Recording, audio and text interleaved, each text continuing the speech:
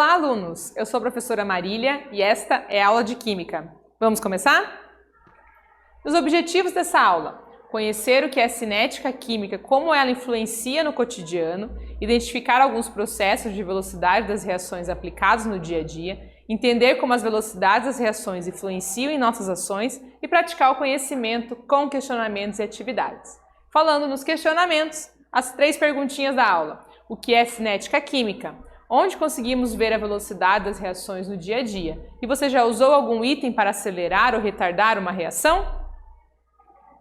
Então vamos lá, cinética química é a área focada na velocidade das reações químicas e nos seus fatores de influência. E as reações químicas resultam da ação entre substâncias que normalmente dão origem a outras substâncias. E quando a gente fala de velocidade química, de cinética química, a gente está falando do quão rápido ou quão lentas são essas reações. E como que a gente pode estar influenciando nessa velocidade. Na indústria, esse é um conceito muito importante para você acelerar ou retardar a linha de produção de alguma substância, medicamento, alimento, por exemplo. Então é importante você conhecer cada etapa e como você pode estar acelerando ou diminuindo o processo na fábrica. Em casa, a gente também usa muito desse conhecimento lá na cozinha de casa, para saber quanto tempo leva cada tipo de preparo, como que você vai administrar as várias coisas que você está produzindo na sua cozinha. É importante saber a velocidade das reações.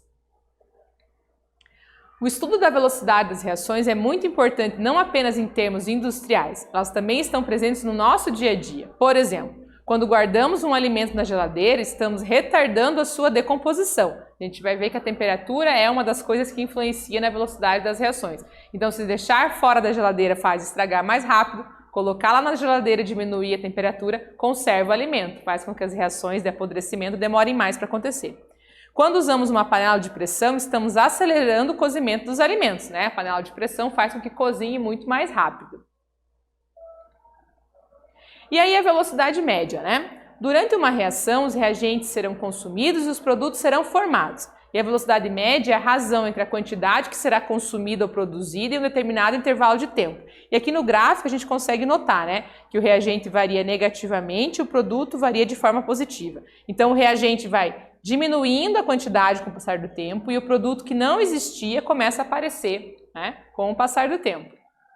E para se calcular a velocidade média de uma reação, usamos a seguinte fórmula: Vm é igual a delta conchetes x dividido por delta t.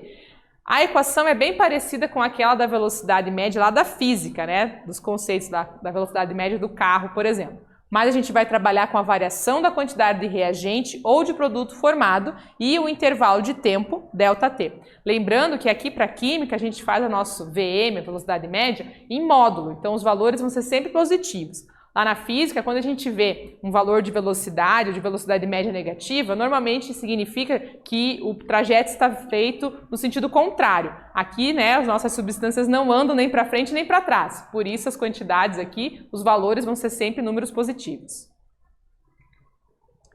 E aí a gente tem a atividade 1. Olha só. Seja a reação X formando Y mais E, a variação na concentração de X em função do tempo é... E aí a gente tem uma tabelinha com os valores e a velocidade média da reação no intervalo entre 2 a 5 minutos. Qual vai ser?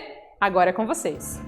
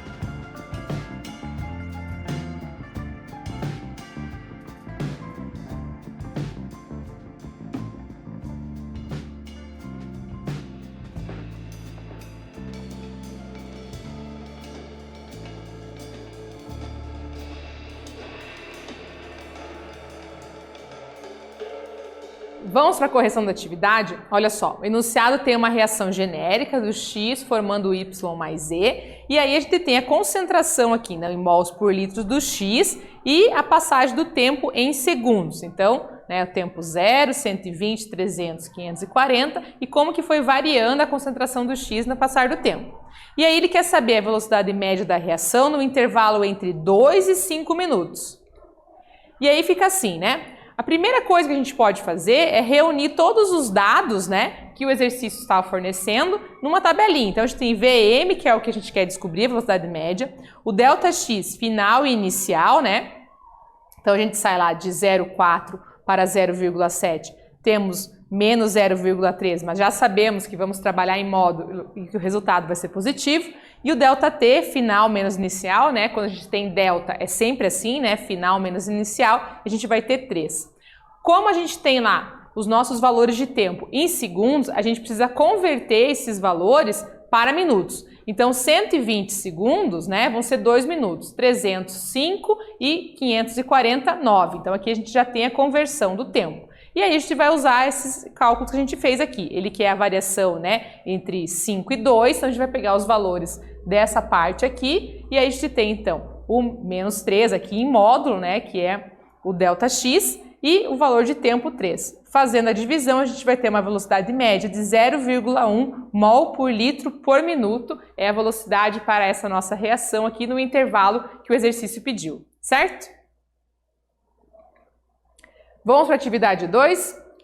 Num dado meio onde ocorre a reação N2O5 formando N2O4 mais meio O2, observou-se a seguinte variação na concentração do N2O5 em função do tempo no intervalo de 3 a 5 minutos. Tá? Então a gente tem esses valores aqui e eu quero saber qual que é a concentração no intervalo de 3 a 5 minutos, conforme a tabela. Agora é com vocês.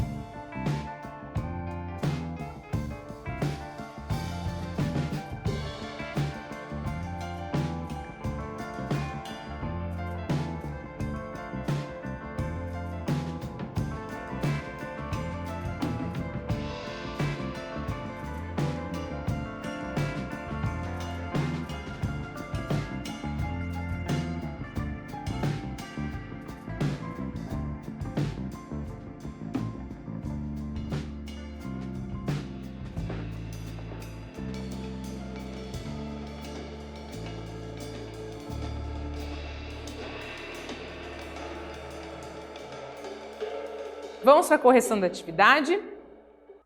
Então vai ficar assim, ó. A gente tem a nossa tabela aqui, da concentração em mol por litro do N2O5, o intervalo do tempo em segundos e o exercício pede para a gente em minutos. Então a primeira coisa que vamos fazer aqui é a conversão das unidades de tempo. Então a gente sabe que 1 minuto vale 60 segundos, né? 180 segundos serão x minutos. Fazendo a regrinha de 3, multiplicando o cruzado, a gente tem então que 180 segundos equivalem a 3 minutos.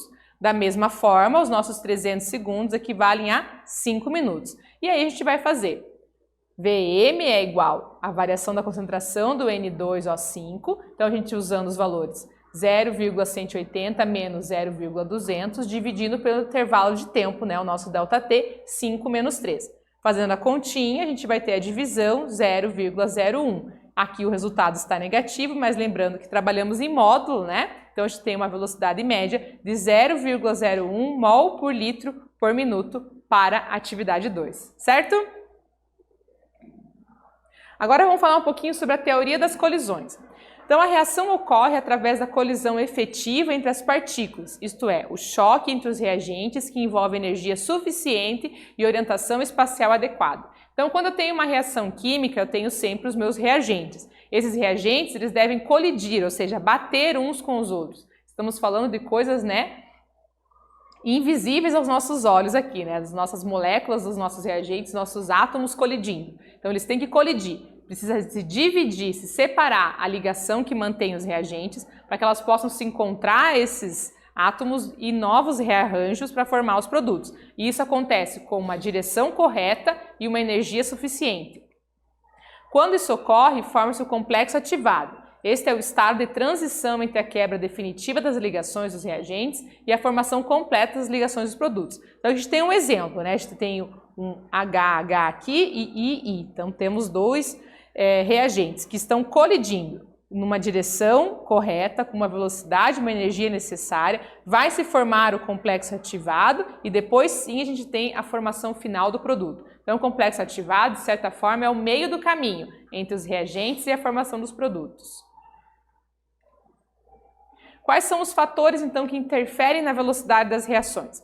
Então, um deles é a temperatura. Aumentando a temperatura, aumentamos a velocidade das reações. Então, quando a gente quer, por exemplo, que a nossa comida, né, cozinhe mais rápido, a gente aumenta a temperatura lá do fogão. Se você quer que o alimento dure mais tempo, você vai diminuir a temperatura guardando ele dentro da geladeira. Então, a temperatura influencia na velocidade das reações. A temperatura vai fazer com que os nossos reagentes ali, as nossas moléculas, os nossos átomos, eles estejam mais agitados quando a temperatura é maior. Mais agitados, mais colisão, mais rápido vai ocorrer a reação. Quanto menos agitados, né, mais paradinhos, menos eles vão colidir, mais devagar a reação vai acontecer. Então a temperatura influencia nesse sentido. E a superfície de contato? Quanto maior a superfície de contato, maior será a probabilidade de colisões, aumentando a velocidade. E aqui a gente tem um exemplo, né? Então a gente tem um reagente aqui na forma de pó bem fininho, superfície de contato bem grande, vai reagir muito mais rápido que se tiver o comprimido compactado ali com uma superfície menor. Então quanto maior a superfície de contato, mais rápida é a reação. Um outro exemplo seria, por exemplo, você cortar um alimento. Então você tem lá uma peça de queijo, um bolo inteiro. Quanto mais você vai fatiar, menor cortar, né? Quanto mais picadinho tiver esse material, mais rápido as reações, né, de apodrecimento, de escurecimento vão acontecer nesse seu alimento. Então, para você mantê-lo com mais integridade, é melhor manter o pedaço inteiro do que cortar vários pedacinhos menores. E a concentração dos reagentes. Quanto maior a concentração de reagentes, maior a probabilidade de choques efetivos. E a gente consegue observar isso, por exemplo, lá nos nossos produtos de limpeza. Então, quando você usa o produto concentrado, né, para limpar uma superfície, ele vai fazer a limpeza mais rápido do que se estiver fazendo ele diluído. Então, você diluir o seu sabão, o seu detergente em água, vai diminuir aí o seu poder de limpeza. Então, se você usar ele concentrado, a reação de limpeza vai ser mais rápida. E a pressão? Quanto maior a pressão externa, menor será o volume em que as partículas estão confinadas, o que aumenta a probabilidade de colisão. E aí a pressão a gente consegue ver ela funcionando para os nossos reagentes, nossas substâncias no estado gasoso. Então, quanto maior a pressão, quanto mais você comprime esse gás, mais você aproxima, né, essas moléculas, mais você aproxima esses átomos, mais eles vão colidir, mais rápido a reação vai acontecer. Então, aumentar a pressão faz com que aconteçam mais colisões e aí a velocidade vai ser maior.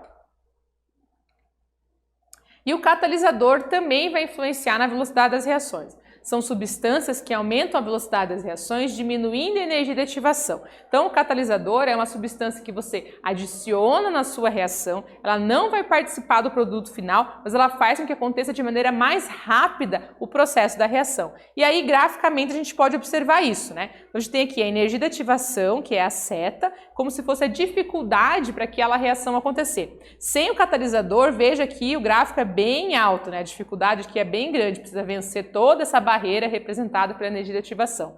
Quando você coloca o catalisador, já vai ficar menorzinho, né? Então vai ficar muito mais fácil, muito mais rápido que essa reação aconteça, né?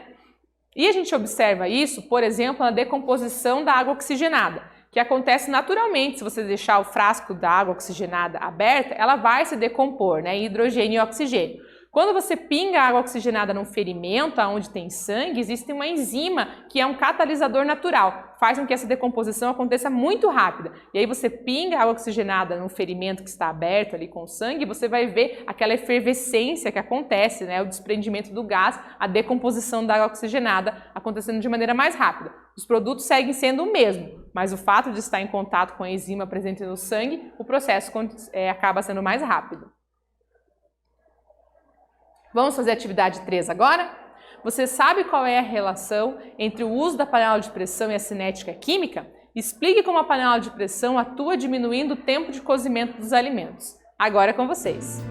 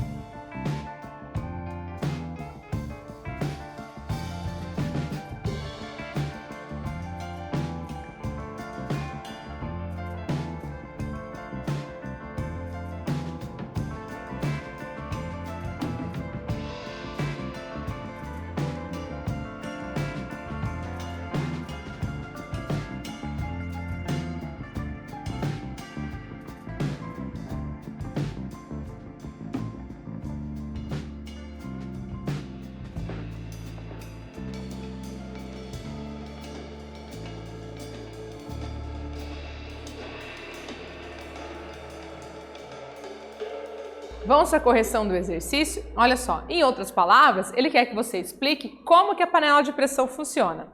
E a resposta fica assim, ó.